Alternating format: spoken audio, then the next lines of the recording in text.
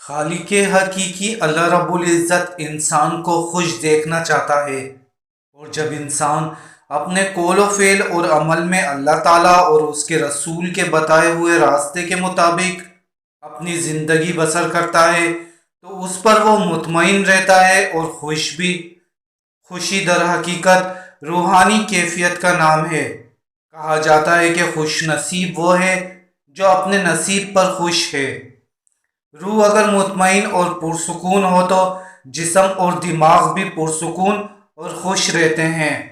خوشحال زندگی کے لیے ضروری ہے کہ انسان ہر وقت خوش رہے اور یہ محسوس ہو کہ وہ خوش ہے۔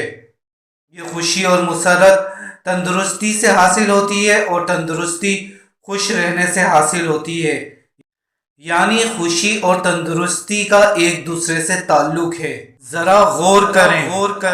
ہر انسان خوشحالی کو حاصل کرنے کی تمنا لیے تگ و دو میں مصروف ہے، کوئی کسی طرح اور کوئی کسی طرح۔